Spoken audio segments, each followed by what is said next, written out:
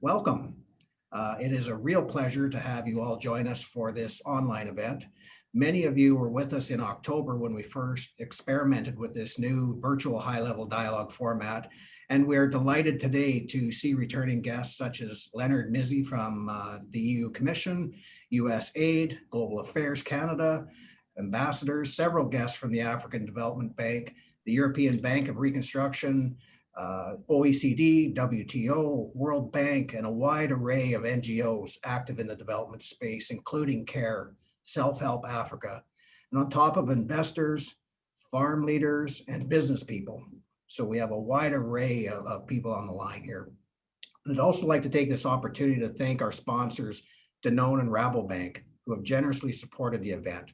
Thank you so much for that. It will take country leadership to create an environment to invest in food systems, and the collective commitment of the UN banks and investors, as well as SMEs and farmers. For too long, food systems have been ignored or blamed. Now is the time to improve lives in our rural areas and to further healthy diets for all. Now I'd like to pass the floor to our gracious chair of the Committee on World Food Security, Mr. Thanawat Tiensin. Chairman, it is an honor to have you with us here again today, and we hope to soon see the new voluntary guidelines on food systems and nutrition passed under your leadership. Over to you, Mr. Tiensin.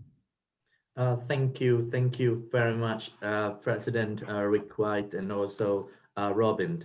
Good morning, good afternoon, and good evening to all of you. Thank you for inviting me to speak, and congratulations to private sector mechanisms for organizing this dialogue. Why we are attending this high-level dialogue at CFS 47 on finance and investment. Our colleagues, members, and also other stakeholders are busy negotiating the voluntary guideline on food system and nutrition, and we do hope that the guideline will be finalized and also to be approved and endorsed at CFS 47 next month. The financing is essential for any meaningful transformation of food system, so this topic is very appropriate and relevant as innovations and genders the next topics that you will address in March and May events organized by PSM as well.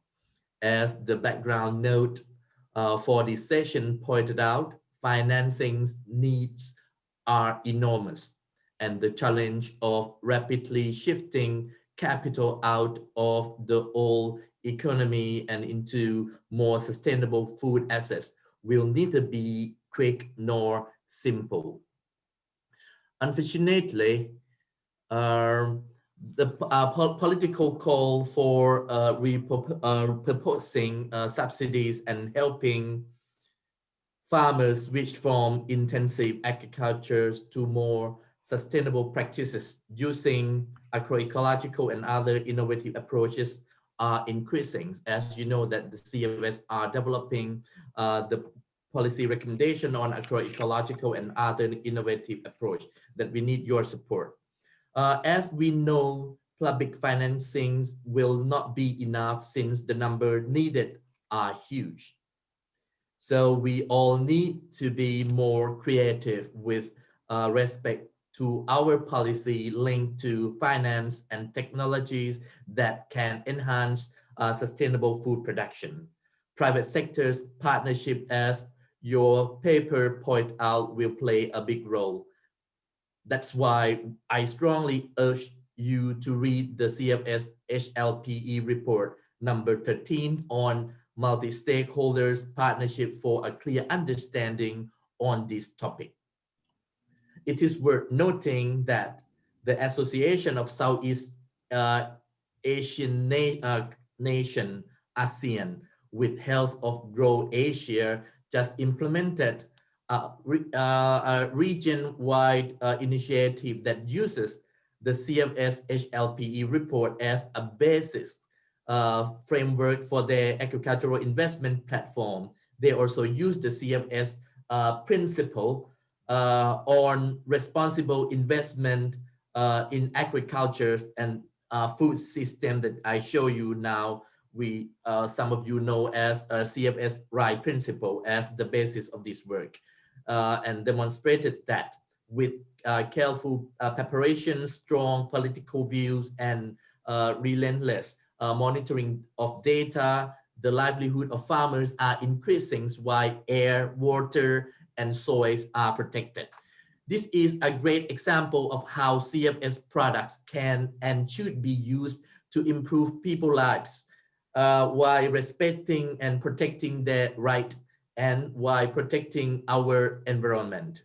I strongly encourage all of you to take a fresh new look at the CFS right principle and see how these can be used in your businesses and in your sectors to build up your businesses in a manner that benefit workers and the environment, not just shareholders. Also, I want to point out for those of you involved in land investment where whether farmers, whether farms and forestry or fisheries, the CFS VGGT dealing with the governance of tenures have become the global reference document in this area and would be worth your rereading them, and I suggest you to look at this VGGT again. We are determined to do as much as we can to promote these quality products of the CFS, including by the governments, private sectors, and regional development banks and other donors. So the Committee on World Food Security CFS is keeping busy for this year, and we thank the private sector mechanism for its active engagement. And after this, gender equality, youth data system, and innovation are the next on our policy convergence agenda. We will need your expertise, we need your participation, and we need your support. So please, I would like to remind you that this year is very special because we will have the 3 CFS plenary in the row. Please join us as the CFS 47 on 8 to 11 February next month, and again CFS 48 in on 4th of June to adopt the CFS policy recommendation on agroecological and other innovative approach, and again at the CFS 49 in October as usual. And watch us in the Food System Summit that now the CFS is one of the advisory committees of the Food System Summit, and also together with the President Rick White, we also join the Food System Summit Champion Network. Thank you very much again, and look forward to continue our conversation and discussion at CFS plenary. Thank you very much. And thank you, Chairman Tiensin, for those very insightful remarks.